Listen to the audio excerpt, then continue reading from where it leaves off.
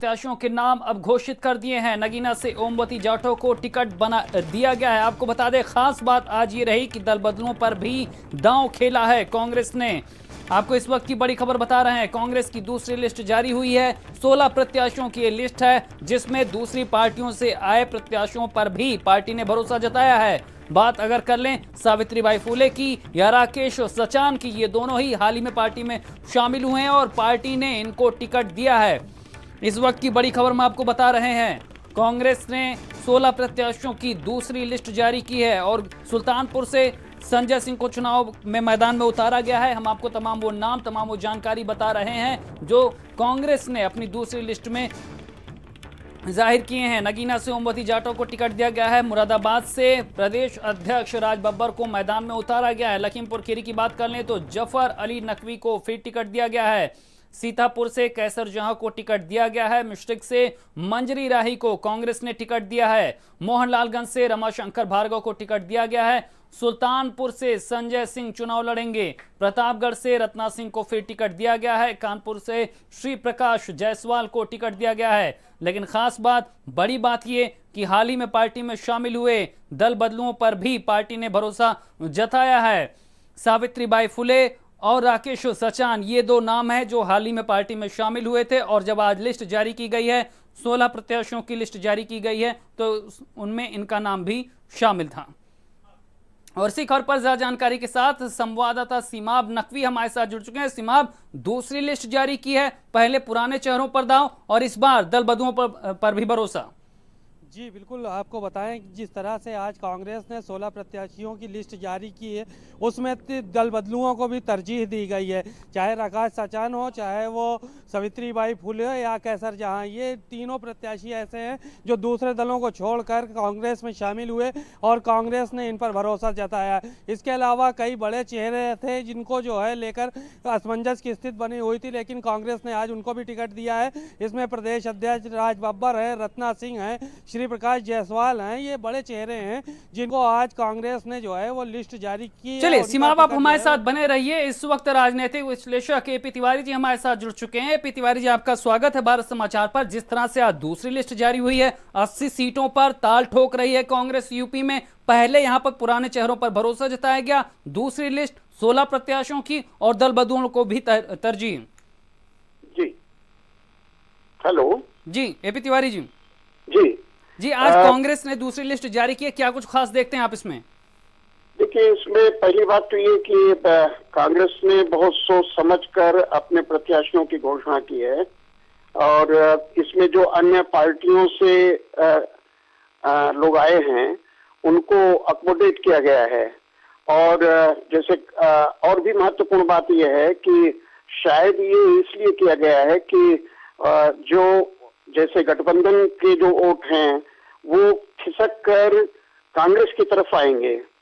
ये एक प्रोपोजिशन लेकर चला है कांग्रेस ने।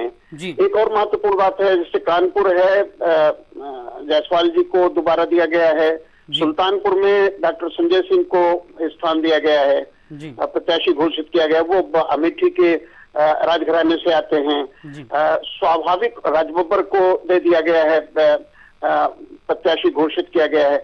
अब ऐसे में मुझे यह प्रतीत होता है कि जो अन्य राजनीतिक दल हैं उनको भी अपने प्रत्याशियों को घोषित करते समय कई तरह के अन्य विचार भी करने पड़ेंगे। लेकिन यह बहुत एक कहेंगे सोची समझी रणनीति के तहत कांग्रेस ने ये जो आजमाइश की है। बिल्कुल, लेकिन एपी तिवारी जी, जिस तरह से देखा जाए, सबसे पहले यहां पर कांग्रेस के लिए ही चुनौती यूपी में देखी जा रही थी। दोस्ती अपना पूरा खुल के दम दिखा चुकी थी। बीजेपी भी यहां पर बड़े लक्ष्य के साथ मैदान में उतरी थी। पहले प्रियंका को प्रोजेक्ट किया, सबसे पहले लिस्ट जारी की, अब दूसरी लिस्ट भी जारी की। यानी कहीं ना कहीं पार्टी बिल्कुल अपनी राह, नीति और रणनीति तय कर चुकी है। देखिए, जैसे प्रतापगढ़ की बात करें तो रत्ना सिंह को प्रत्याशी घोषित किया गया है। स्वाभाविक रूप में एक चीज जो दिख रही है इसमें कि कांग्रेस फूक फूक कर कदम रख रही है और बहुत ही एक सुविचारित रणनीति के तहत अपने प्रत्याशियों को चुनाव में उतार रही है। जी एपी तिवारी जी, जिस तरह से लिस्ट जारी हो रही है इसका दूसरे दलों पर क्या कुछ प्रभाव होगा? और जिस तरह से अभी हम देख रहे हैं बीजेपी से ही सभी सारी पार्टियों का मुकाबला है और बीजेपी यहां पर सांसदों, सिटिंग सांसदों के टिकट काटने की तैयारी कर रही है, क्या इस तरह से लिस्ट जारी करके दूसरी पार्टी से आए नेताओं को शामिल करके दबाव बना रही है कांग्रेस? जैसे अगर उदाहरण के तौर पर सुल्तानपुर डॉक्टर संजय सिंह को प्रत्याशी बनाया है कांग्रेस ने, स्वाभाविक रूप में वरुण गांधी वहां से सिटिंग एमपी हैं। मैं समझता हूं कि बीजेपी को शायद पुनर्विचार करना पड़ेगा इस बात पर कि वरुण गांधी को वो वहां प्रत्याशी बनाया जाए। नहीं, कानपुर से डॉक्टर मुरली मनोहर जोशी हैं प्रत्याशी, बीजेपी के प्रत्याशी ने कहे वहां से सिटिंग एमपी हैं, उनको टिकट दिया जाए, वहां से टिकट दिया जाए। इस तरह की कुछ ऐसी स्थितियां उत्पन्न हो रही हैं कि बीजेपी को अपने प्रत्याशियों को तय करते समय भी बहुत सोच समझकर फैसला लेना होगा। एपी तिवारी जी, एक खास बात और है, इससे पहले जब पहली लिस्ट जारी हुई थी तो उसके बाद यूपी के दौरे पर आई थी प्रियंका, अब ये दूसरी लिस्ट जारी हुई है, फिर उनका दौरा होने वाला है, तो क्या माना जाए सारी चीजें तय होती हैं और उसके बाद उसकी जमीनी हकीकत आंकने के लिए यहाँ पर आला कमान भी पूरी तरह से मुस्तैद रहता है?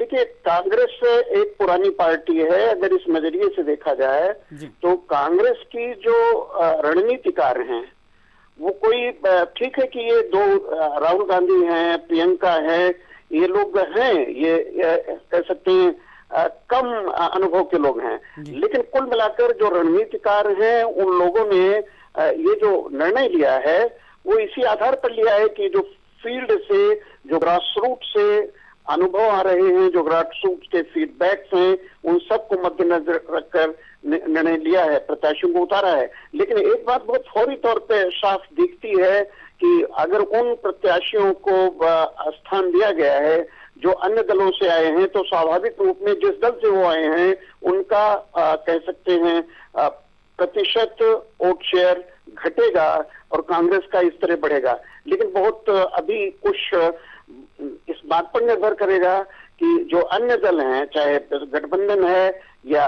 बीजेपी है, वो अपने किस प्रकार के प्रत्याशियों को, बिल्कुल कांग्रेस ने यहाँ पर कदम बढ़ा दिया और दूसरे दलों के अब क्या कदम होंगे ये देखने वाली बात होगी। तमाम जानकारी देने और हमसे बात करने के लिए आपका शुक्रिया। हमारे संवाददाता सीमाब नकवी भी लगातार हमारे साथ बने हुए हैं। सीमाब, जिस तरह के समीकरण देखे जा रहे हैं, यूपी में त्रिकोणीय मुकाबला है और कांग्रेस दूसरे दलों से आए प्रत्याशियों को जिस तरह से तरजीह दे रही है, जाहिर तौर पर दूसरे दलों पर दबाव बढ़ रही और एक कदम सियासी चाल भी आगे बढ़ाती नजर आ रही है। देखिए, कांग्रेस को पहले गठबंधन में शामिल होना था, लेकिन बाद में कांग्रेस को अलग थलग कर दिया गया। उसके बाद कांग्रेस ने अपना स्टैंड लिया और प्रियंका गांधी को मैदान में लाई। अब कांग्रेस एक के बाद एक लिस्ट जारी कर रही है और एक से एक बढ़कर नए चेहरे सामने आ रहे हैं जो कि मजबूती के साथ चुनाव लड़ सकते हैं। तो इस बात को ध्यान में रखते हुए कांग्रेस लगातार लिस्ट जारी कर रही है और आने वाले समय में भी ऐसा अंदाज़ा लगाया जा रहा है कि कांग्रेस के जो प्रत्याशी होंगे बेहद जो है वो मजबूत होंगे और वो कहीं ना कहीं मुकाबले के लिए सब भाजपा और गठबंधन से तैयार है पूरी तरह से। और अगर बात की जाए कि बाहर से आए हुए लोगों की या बाहर से आए हुए नेताओं की जो दल बदल के आए हैं, तो उनको भी कांग्रेस तरजीह दे रही है। हालांकि अभी गठबंधन में जो कांग्रेस के साथ गठबंधन में शामिल होने वाले नेता हैं या पार्टियां हैं, उनके नेताओं ने भी अभी लिस्ट जारी नहीं किया है। इस पर अभी हालांकि मंथन चल रहा है। बिल्कुल मंथन यहाँ पर चल रहा है, हर पार्टी की अपनी तैयारी है, लेकिन कांग्रेस कहीं ना कहीं बाजी मारती हुई नजर आ रही है। तमाम जानकारी देने के लिए आपका शुक्रिया। बढ़ते आगे, लखनऊ से खबर है जहां पर आज अखिलेश यादव और मायावती के बीच